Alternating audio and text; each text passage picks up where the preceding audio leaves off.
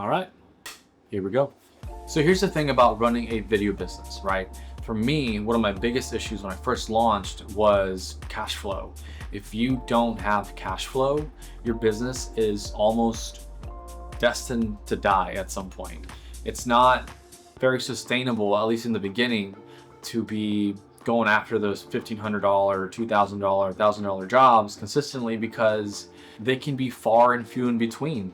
Especially if you don't know many people, or if you don't have a portfolio of work to show to kind of garner that attention. For me, something that clicked very quickly was doing real estate photography and videography. This was something that I had as a skill set when I first started editing videos, I don't know, 6 years ago or something like that. It never occurred to me at first to do real estate photography, because I was like, I'm not a real estate photographer, that's not what I do video. However, this essentially is a gateway to do video work, real estate videos. So what I did was get a camera. Now, a lot of people are gonna get very much lost in the sauce of specs and this and that. What you need is a decent enough camera that takes good enough photos that you can do HDR, multi-exposure, and get photos done. You can learn to edit yourself, or you can outsource the editing for whatever, $20 or $30 for 50 photos, 40 photos, whatever it is. There's a lot of very good cameras out there, the R6 Mark II, the A7S III, whatever, right? You can go on and on.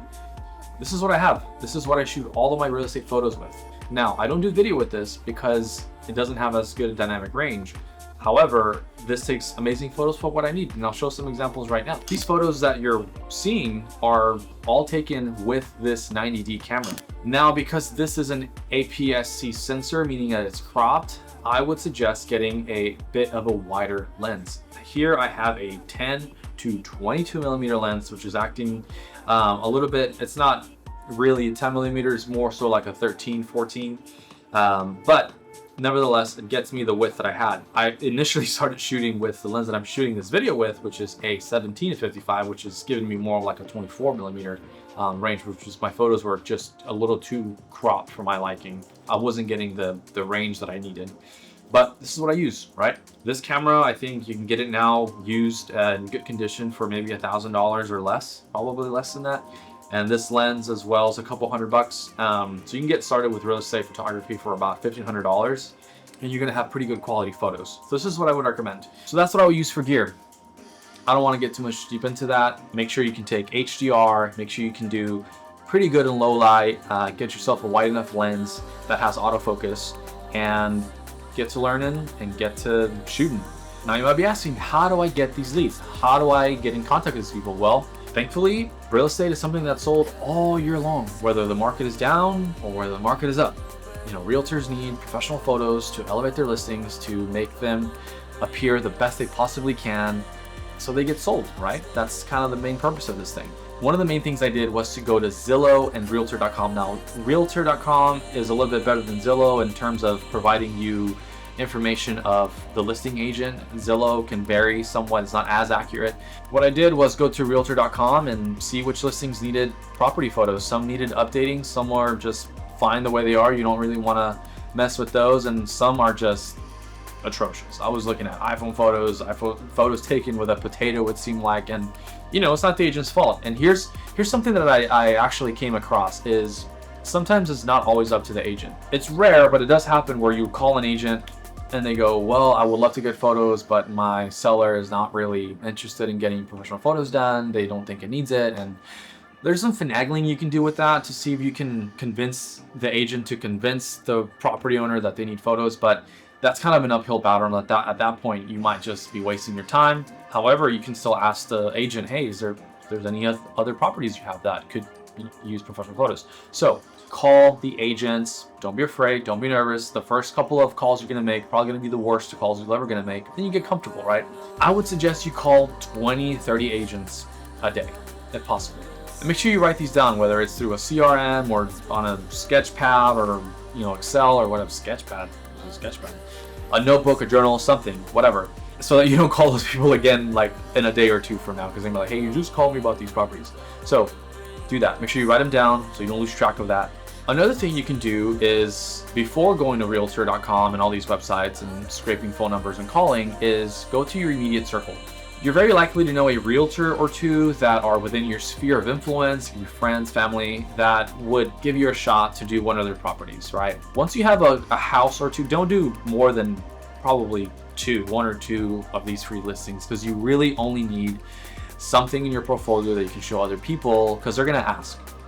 Chances are they're already used to a set standard of quality, and once you do more of these, you'll start to see, oh, there's a very specific standard that is being adhered to by realtors and photographers. Start calling.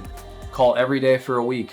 This is a numbers game. You know, you're gonna get told no. Some people are not gonna pick up the phone. Some people are gonna be interested and then fall off, but you gotta follow up. If you're not following up, it's very likely this thing is not gonna snowball, and you're not gonna get referrals. You're not gonna be able to sustain this business of yours. So a lot of these agents have multiple properties a month, one or two a month, and if you get enough of those, it's a numbers game. It starts to snowball and things can grow pretty quickly. So this is something you can do right away. One of the biggest questions you're going to need to answer is, what are you going to charge for said photos?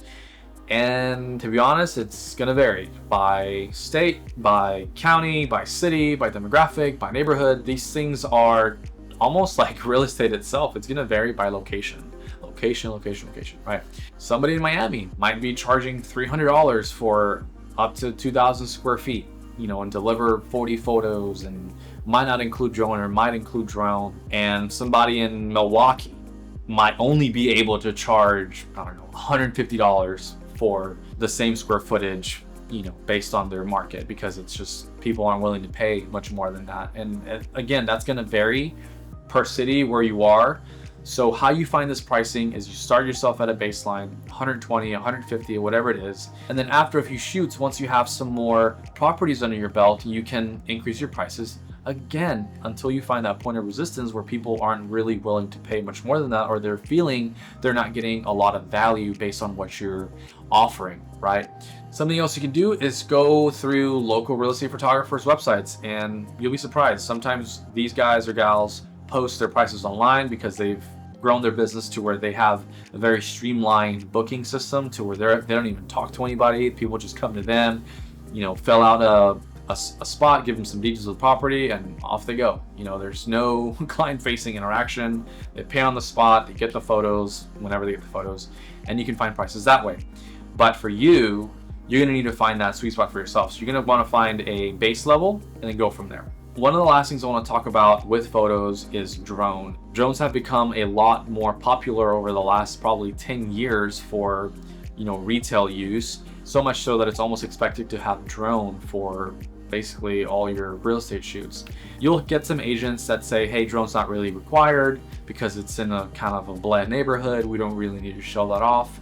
And that's great. So for me, that's the experience I've had, where agents don't particularly need drone on every shoot. So I have it as an add-on. If they need drone, then we'll just add it. And since I don't want to go through the drone licensing process or anything like that, I hire somebody for that. That's really good. That's got a phenomenal drone. They're very skilled with what they do.